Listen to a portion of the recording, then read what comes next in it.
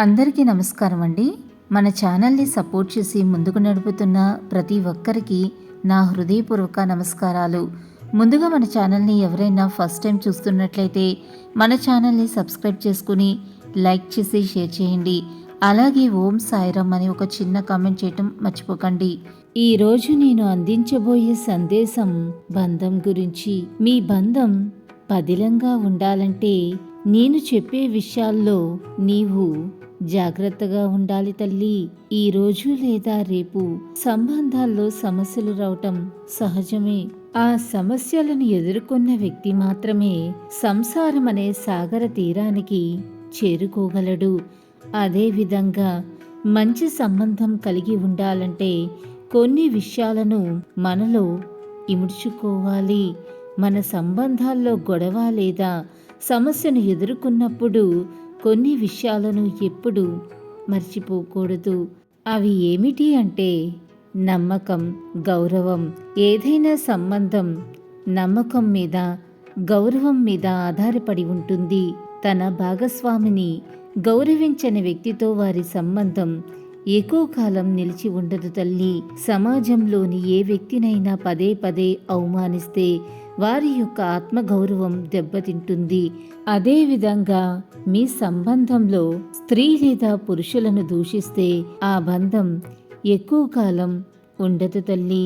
స్నేహితులు, కుటుంబ సభ్యులు లేదా ఇతర ఉన్నత స్థాయి వ్యక్తుల ముందు మీ బంధాన్ని ఎప్పుడూ గొప్పగానే ఉండేలా చూసుకోవాలి తల్లి.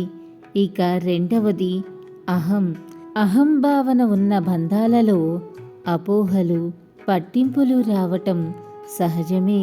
అహంభావన కారణంగా బంధాల ప్రాముఖ్యత కోల్పోవటం ప్రారంభమవుతుంది. దాని కారణంగా ఉద్రిక్తత కూడా తలెత్తుతుంది. బంధాలలో అహాన్ని చూపడానికి ఎప్పుడూ ప్రయత్నించకూడదు. అహంభావన వలన సన్నిహిత బంధాలు తమ విలువలను కోల్పోతాయి. ఇక మూడవది సోమరితనం. సోమరితనం మనిషికి అతిపెద్ద శత్రువు అని మీరు చాలా పుస్తకాల్లో చదివే ఉంటారు కదా, లేక వినే ఉంటారు తల్లి.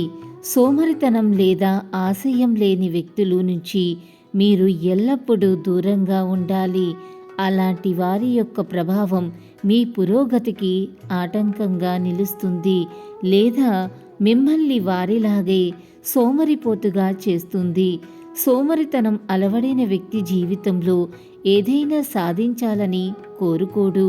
అంతేకాదు, సోమరులు తమ ఇష్టానుసారంగా ప్రవర్తిస్తారు. కాబట్టి అలాంటి వారికి దూరంగా ఉండాలి. పురుషుడైనా మహిళైనా ఏ వ్యక్తి అయినా ఈ అంశాలను మనసులో ఉంచుకుని ఎలాంటి సమస్యలు తలెత్తకుండా శ్రద్ధ చూపిస్తే వారి యొక్క బంధం ఖచ్చితంగా మెరుగుపడుతుంది తల్లి. నేను చెప్పిన విషయాలను గుర్తుపెట్టుకుని చక్కగా నీ బంధాన్ని పదిలంగా ఉండేలా చూసుకో.